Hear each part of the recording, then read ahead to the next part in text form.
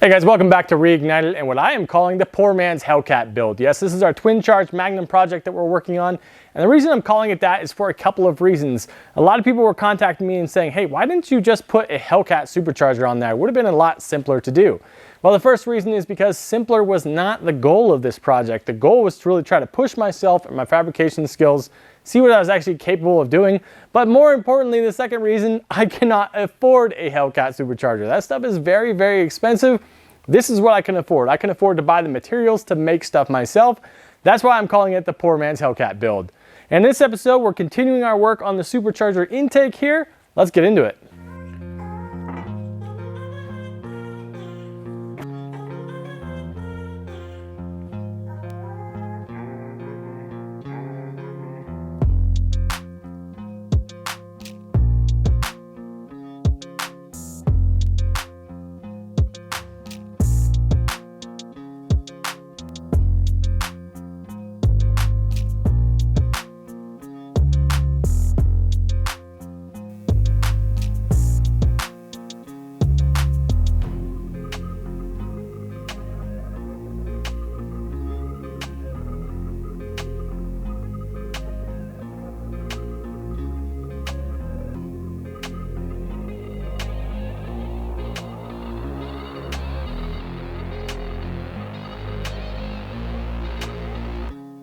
All right, we've got our intake plenum all welded up there. I'll give you some close-up shots of it now. And as you guys can see, I definitely got better as time went along. There's still some areas that aren't as good, but honestly, way, way better. And I think there's a couple of reasons for that. One is because just through sheer repetition and time, you start to get a feel for it a little bit better as far as what your pace needs to be, how the weld puddle is doing, all of that. But I also did get some new gas, some new argon, and it definitely seems to be welding better. And the old argon had been sitting for probably about 1.5 to 2 years.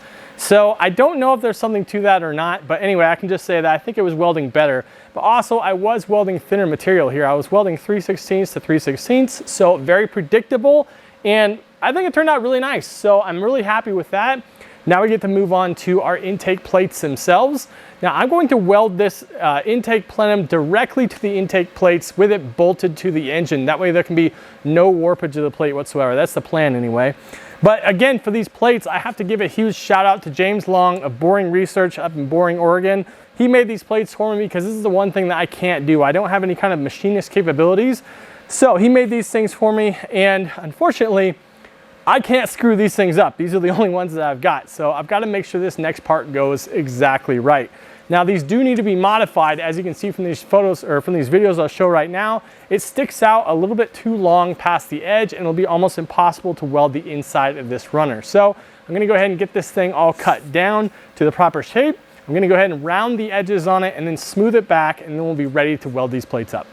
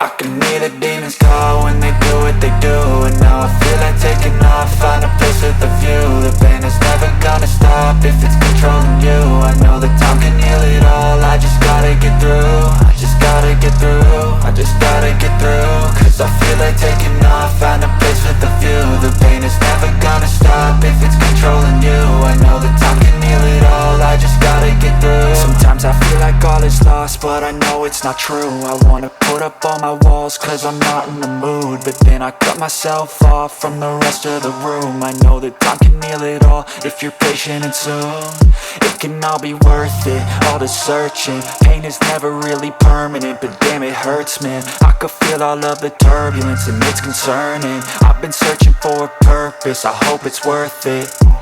This society is really trying me. Ain't no hide and seek, I hide to be far from anxiety. I need my space, I need my privacy. I need some silence, please, you're all too loud. You don't speak quietly, opinions violently thrown across every surface. It makes me nervous, is the world honestly burning? That's all I'm learning. Hope that we can make a turn and start reversing all our minds and put the work in. We got some work, man. So there it is, guys. That is our intake manifold. I'm actually really pleased with the way this thing came out. I went ahead and hit it with some Scotch-Brite just to even out the look overall, give it a nice even finish. Now, obviously, this thing still has somewhat of a homebrew type of look. It's obvious that somebody made this in their own shop, but I still think it looks pretty good overall, and I'm really happy with it so far. Now, there are a couple of things we still have to do. I still have to weld in some injector bungs, which I have to actually make those injector bungs. That'll be coming up here fairly soon. And I also have to weld in some mounting points for the fuel rail. And I was not actually able to weld the back side of these runners, so I will have to weld the inside of them. But that is for another day. I pretty much can't take any more intake work right now. I don't think you guys can take any more intake content right now. So in the next episode, we're going to move on to either one of two things. One, we're going to be making our turbo manifolds, or we're going to be working on our accessory drive, trying to get that all finalized. So one way or the other, we'll see you guys next time on Reignited.